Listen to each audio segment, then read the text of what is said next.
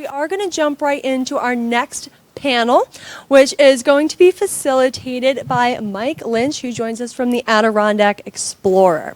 So in just a moment here, we're going to have you guys come up as I introduce you. And then, of course, after this panel, we'll have a short break before we come back for our keynote speakers so y'all can refresh again.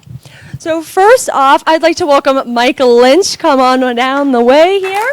Mike Lynch is a journalist and outdoors enthusiast who has been reporting on issues related to recreation and the environment for more than 25 years. He is currently the climate reporter for the Adirondack Explorer, which is a nonprofit media outlet dedicated to covering the Adirondack region. Prior to joining the Explorer in 2014, Mike worked as the outdoors reporter for the Adirondack Daily Enterprise in Saranac Lake and newspapers in downstate New York and California. So he will be moderating and facilitating this panel for our next group of guests, which is going to include Dr. Mark Lesser. Come on up, Mark, and take a seat. Mark is a forest ecologist in the Center for Earth and Environmental Science at SUNY Plattsburgh. He is originally from Halifax, Nova Scotia, and he completed his bachelor's and master's in forest and forest genetics at Lakehead University in Thunder Bay, Ontario, before going on to the University of Wyoming for a PhD in ecology. After completing his PhD, Mark held postdoctoral positions at SUNY ESF and Syracuse University. So work that began as a postdoc in the Great Smoky Mountains moved up north to the Central Appalachians and Shenandoah National Park, while he was at the Shepherd University in West Virginia for 2 years. And then finally, he joins us here in the Adirondacks when he came to SUNY Plattsburgh in 2017. Thank you for joining us, Mark. Next up, we're going to welcome Claudia Braymer to the stage. Thank you, Claudia. Claudia joins us today as the Executive Director for Protect the Adirondacks, which is a position she started in 2025 after serving as the Deputy Director since 2003. Before joining Protect, Claudia worked for more than 10 years in the private practice of law, specializing in the areas of environmental law, zoning and planning, real estate, and municipal law. She has represented environmental groups, community activists, and individual landowners before local municipal boards and state agencies, including the Department of Environmental Conservation and the Adirondack Park Agency. Thank you so much for being here, Claudia. And last but not least, to round out our panel, we are welcoming to the stage Rob Praczkajlo. Rob Praczkajlo currently serves as the Forest Ranger Director for the New York State Police Benevolent Association. You can come right up, Rob.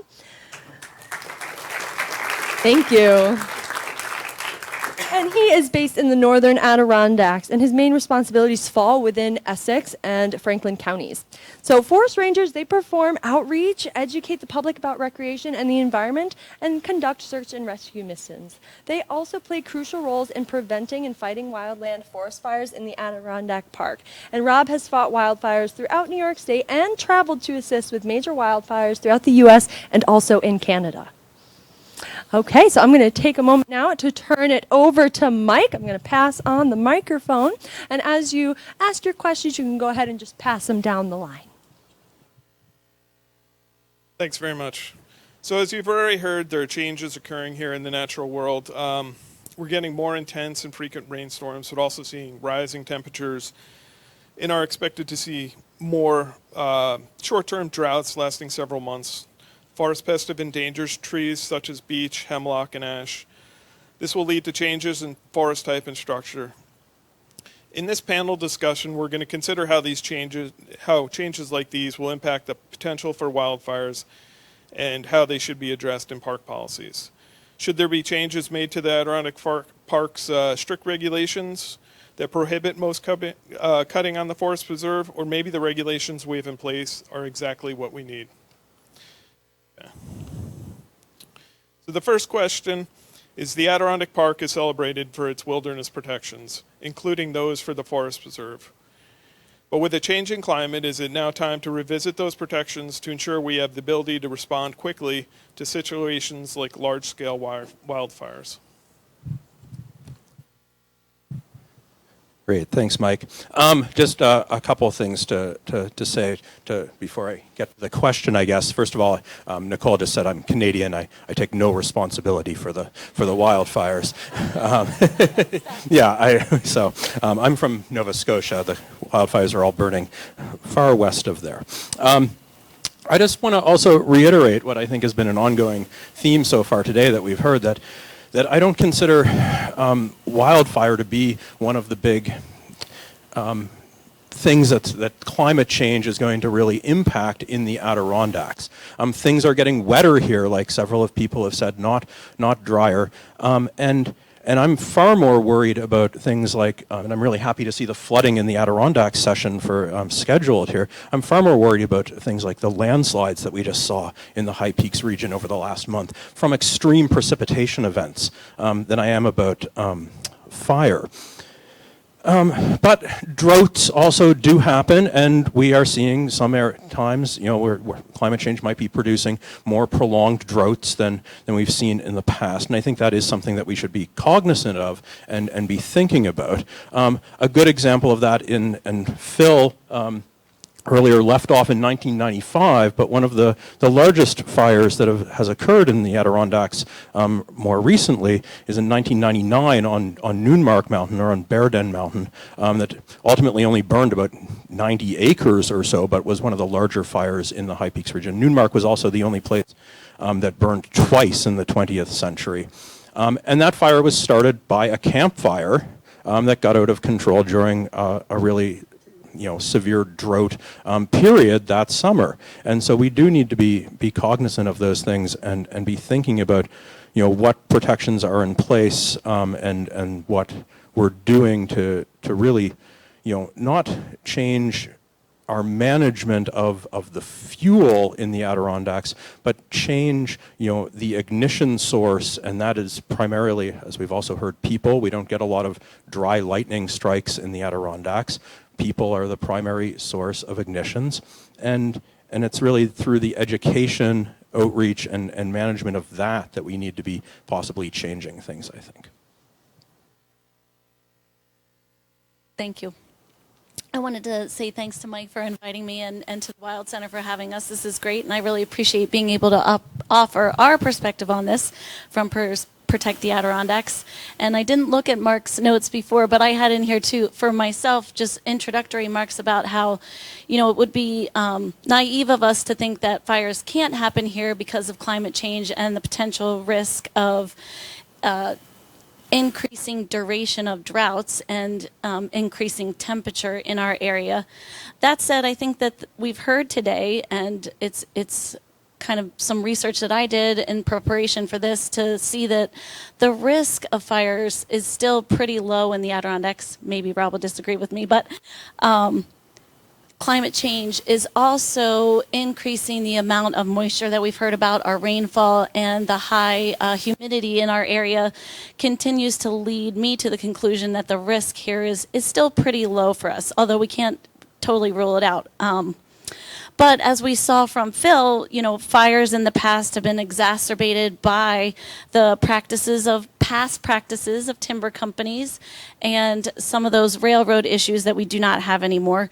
But what was happening is it was drying out the landscape, and it was, damaging intact forests. It was also leaving behind all this fuel that we've talked about.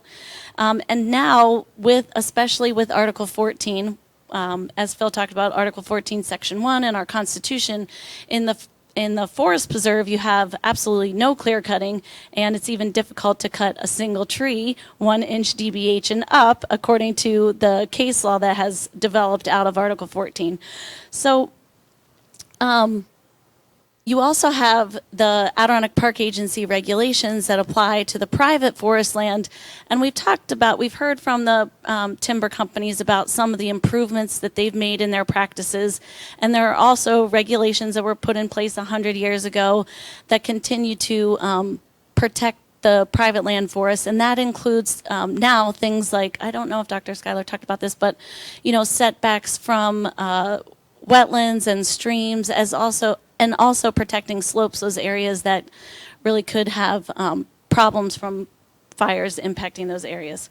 So anyway, getting to the question of whether or not we should, revisit the protections, my answer at this point is no. Protect the Adirondacks has been a staunch defender of Article 14, the Forever Wild Clause, so we would not want to see those protections lessened. And in fact, we think that those protections exactly are the reason that we've been in an asbestos landscape for so long, that our intact forests are preventing the possibility of fires becoming worse in the Adirondack Forest Preserve, and that the APA protections are also helping us on our private lands. So I think that that's the only other one thing I want to say is there was some mention about roads as fire breaks, and we really think that that's actually a dangerous situation, because when you add roads to your forests, it's introducing additional problems into your forest land.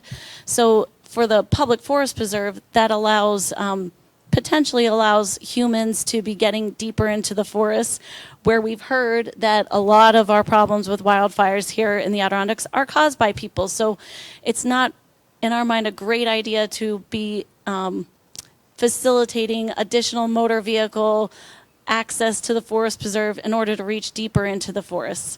And another thing that the roads do is introduce invasive species potentially, which can then further damage the trees and impact in a negative way the forest health.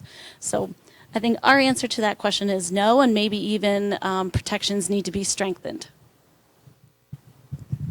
Thank you. I just returned from Colorado. I was out there for 2 weeks fighting fire out in Pagosa Springs, Durango area. So this has been on my mind. Mike sent me the questions, but I didn't get a lot of time to prepare. So if I steer in a bunch of different directions, I apologize for that. It's not so much the asbestos forest, but it's the asbestos weather that we have, right? So the forest is ready to rip. It's ready to burn, have huge crown fires. But our weather pattern that we see in the springtime, which is the most dangerous time to burn, and that's why the state put in the burn ban in the springtime. So those springtime fires are generally what we call the 1 hour fuels. All those grass, light leaf, your pine needles that somebody was talking about, you could literally soak those fuels in a bucket of water, put them out where the sun strikes them, and in an hour they are completely dry and ready to burn. So then you have the 1 hour fuels and the 1,000 hour fuels. Out in Colorado right now where I was, the 1,000 hour fuels are at 14% fuel moisture. Dry kiln lumber coming out of a sawmill, out of the kiln, is 12%. So that's a tree, a 24-inch DBH ponderosa pine tree in Colorado, Pagosa Springs right now, is that dry. It's literally like a giant matchstick just waiting to go. So we have those spring fires of those 1 hour or 10 hour fuels, depending on what our weather is. Most of those fires that we see are human caused in the spring.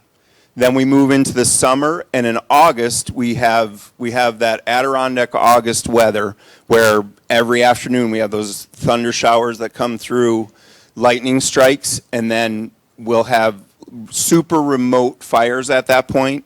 It'll be a single tree that was hit by lightning. It may sit there for a week smoldering. Sometimes they'll burn all winter. And then all of a sudden the right wind, the right alignment of temperature, relative humidity, and wind comes up, and that fire's ready to rip. So that's what we see in August. And then moving into the fall, you have leaf cast, and you have those understory fires that run through the hardwood leaf litter that are low intensity generally. They're going to burn up a bunch of leaves, and a lot of times they go out as soon as it gets dark and the relative humidity comes up above that 30% level. That was a good call. Like 30% our number. Anything below 30%, and there's a super high potential for fire spread. Anything above, and it's going to be a slow moving fire.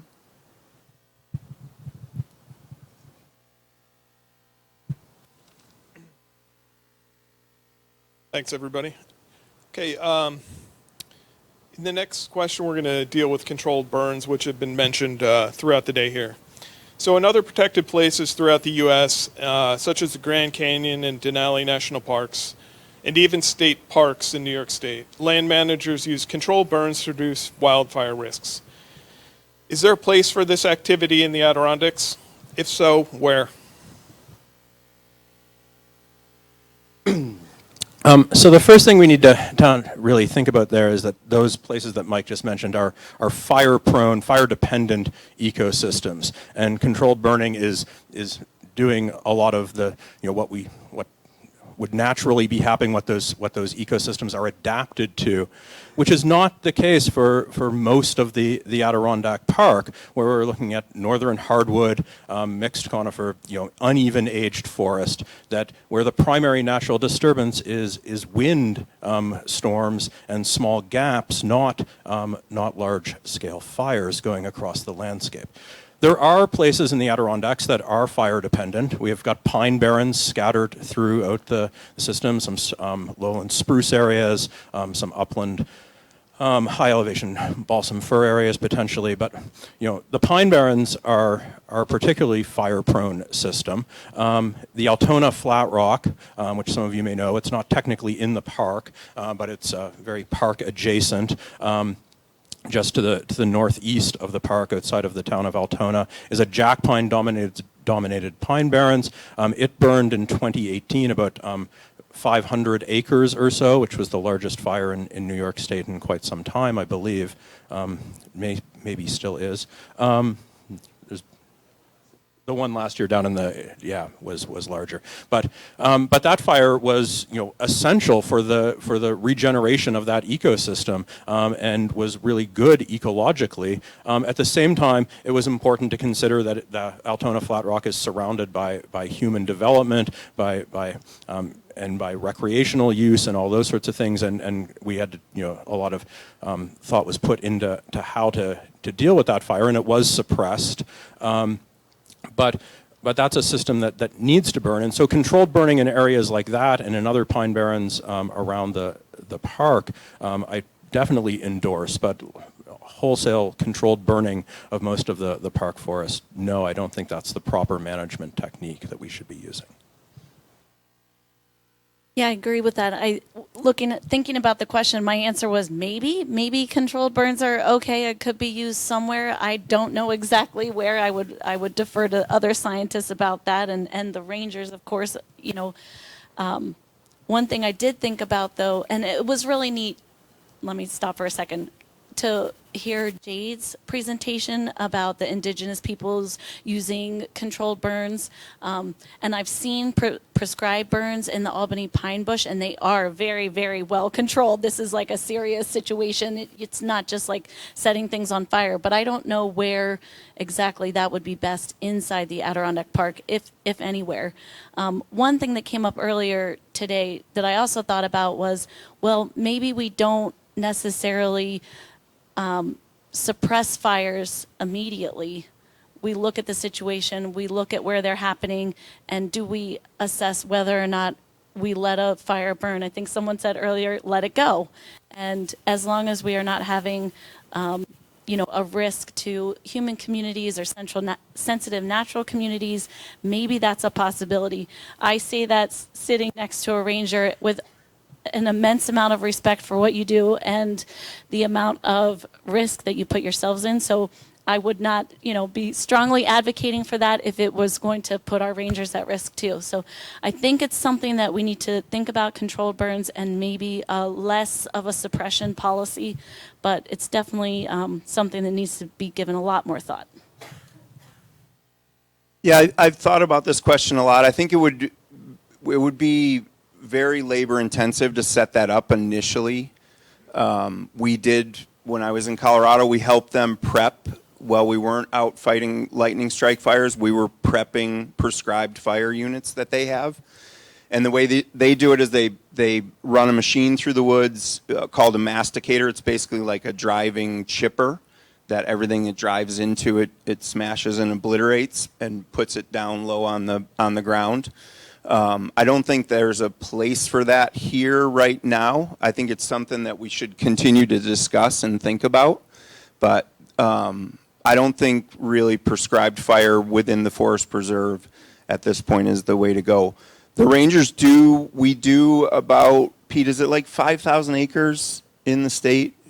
Don't quote me on that, but we do some prescribed fires outside of the preserves. We help out at the Albany Pine Bush with their burns there. We burn down on Long Island. And most of those units are grass units that we're burning. So the prep work that goes into the prior actually putting fire on the ground is a lot less. And we are moving more toward the woodland burn units. And speaking about birds, in the woodland units, we can't burn them after a certain date because of the bats that live in there. So we're always looking at the different wildlife that's there. So those grass units we burn before the butterflies come back and before the birds start to nest, so they can come back to really fresh green grass. And it's kind of a science project that we're doing right now. It's not really to alleviate the fear of large fires at this point, not yet. There was some other point, but I forgot what it was. So, right, yeah, it's very specific. Right, yeah, that's really for the habitat that's there, and it would be we have talked about the Altona, the Flat Rock. I fought fire there before that last big fire, and it rips up there. That fuel model that's there is insane. Like 30-foot flame lengths blowing sideways. Started to skitter on fire for a little while and eventually put it out with a big clod of dirt that I found on the ground. But made the BOCES students a little scared that we're helping us, but it was fun. Thanks, Rob. Okay, this is a follow-up to this most recent question. What if we start to see large-scale die-offs of trees within the forest preserve due to tree pests, such as emerald ash borer and hemlock woolly adelgid? Would this increase the need for controlled burns due to the increase in fuel on the forest preserve? So I don't. I think that invasive pests and pathogens are maybe the biggest definitely one of the biggest threats from climate change facing the Northeast and the park. And the two that Mike just mentioned are definitely two of the main ones. And hemlock woolly adelgid has now been found on the shore of Lake Champlain, so it is moving north, but it's still going to be a long time, I think, before that's into the heart of the Adirondacks for sure. If ever, facing some pretty dire temperature changes for that to happen, for it to be able to overwinter in the central Adirondacks. But this is a major concern, and the dieback of trees from these sorts of pests is a major concern. From that, I still don't think that prescribed burning is the solution to that. Contrary to what maybe, not sure how contrary to what Justin said, but I might advocate that some of that dead wood, if there were large swaths of trees that are dying from these pests, that maybe we should be removing those, helping with the fuel load. But and hemlock maybe is the one that could happen with, but the other pests, the species that they're infesting, more scattered individual trees in the forest, and maybe not as big a concern in that sense from just what's naturally going to be dying as well. But and like I said, I don't think the hemlock woolly adelgid is going to be in much of the Adirondacks still for quite some time, and so I guess my answer is no on the prescribed burning. Maybe some logging, some removal of that wood if it seemed necessary.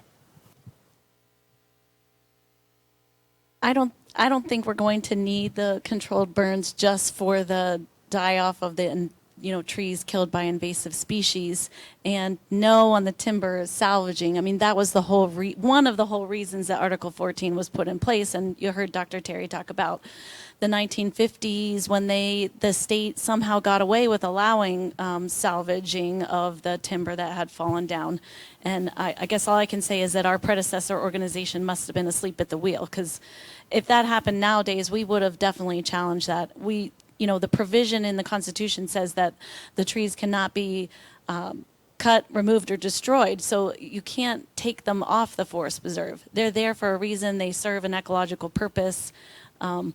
Yes, it's going to be difficult with invasive species, but I think you're right that it will be a long time until we see this massive die-off. And hopefully in the meantime, people at Paul Smith College can come up with solutions for helping to improve the forest health by, planting trees that are resistant to the invasive species or are more adapted to a warmer climate, the climate that we're going to have. I think Dr. Sager says that we're going to have the climate of West Virginia by the end of this century. So maybe we need to start looking at changing our tree composition rather than controlled burns or salvaging. I remember what I was going to say. So in 2005, we had Red August. I had just moved up to Northville with my first wife of 3. But I went to work that morning. I said, goodbye. I'll see you this evening. And I didn't come home for 2 weeks. But we had so many fires going on in so many remote places that we actually did have a policy going through. Bob used to be our regional director. We kind of ran it past, and we let some of the wilderness fires that were deeper, further away from roads and people, we did allow them to burn. Well, we caught the fires close by, the more dangerous fires. But then we went back in afterward and caught those remote fires. So we have had a slight let burn policy or let get bigger policy for a little while.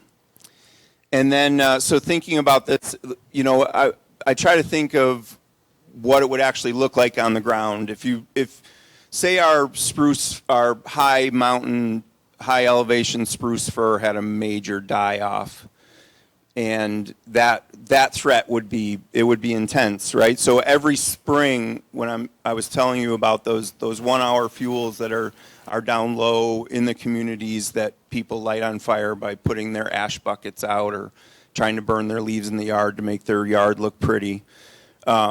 Oftentimes that high elevation, like the summit of Mount Marcy, Algonquin, all that thick what we call dog hair spruce fir, is ready to rip.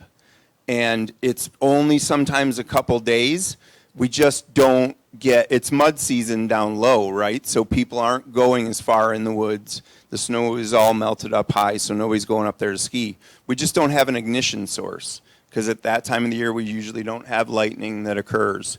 But there's like 3 or 4 days every spring that if something happened, and especially if those trees had been taken out by some type of disease or acid rain, as we used to have when we had all the dead spruce up there, I mean, it would be an insane fire. So somebody mentioned, I think Mark mentioned the Noonmark fire, right, at the Au Club. It was a running crown fire. It pretty much burned 90 acres in a couple hours. It got in the crown, and it had topography aligned with it and the wind, and it just blew up, burned all those. And that's what we see here in New York most often, is that first operational period when a fire first starts and is ignited. That's when everything is aligned with the weather and the fuels, and it's going to burn a lot of acres right away, right? So if we are to have, I'm probably talking too long here, somebody will rip me off the stage, but if we are to get to that point, and we're going to get into this later on in questions, but we're going to just have to get out of its way and let it do what it's going to do for that one operational period, and then see where we can catch it, using the lakes as the last panel talked about in the St. Regis canoe area, or doing burnout operations from roads. And our initial thing is going to be just get people out of its way and keep them safe.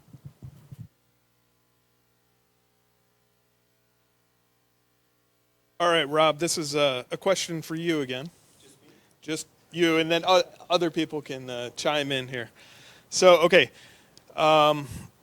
As the Forest Ranger Union delegate, can you, does the DEC have the tools and resources to respond to large-scale wildfires? If not, what are some improvements that could be made? This one's definitely just for Rob. You want the lie or the truth? Truth. No.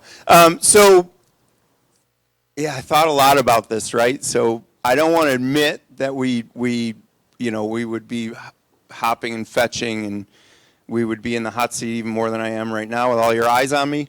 But it's similar to any other place, all over the country.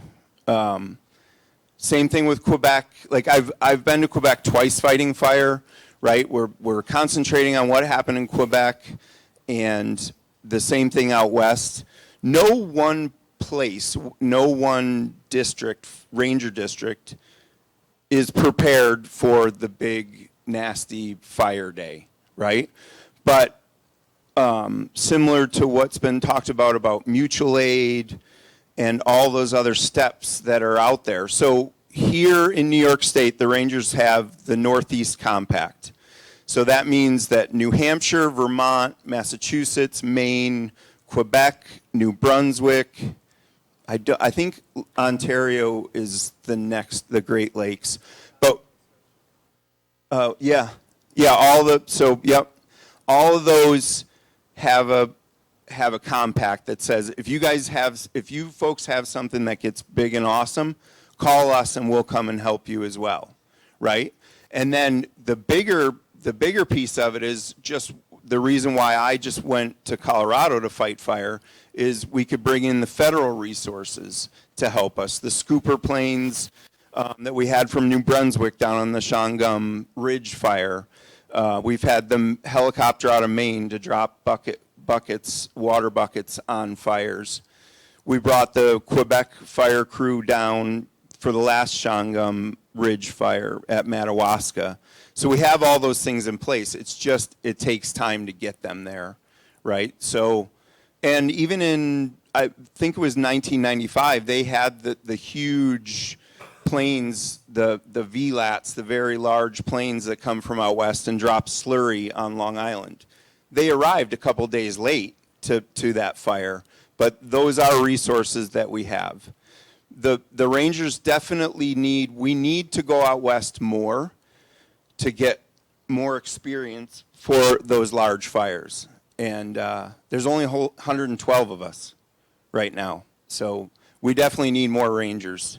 As much as the DEC says we have, I think they tell us we have 150, but I only see 112 in the field.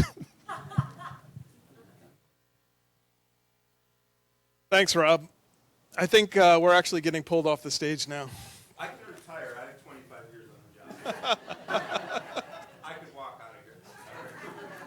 No, I think we're out of time, right? So, okay. No. Everybody did. Thanks very much.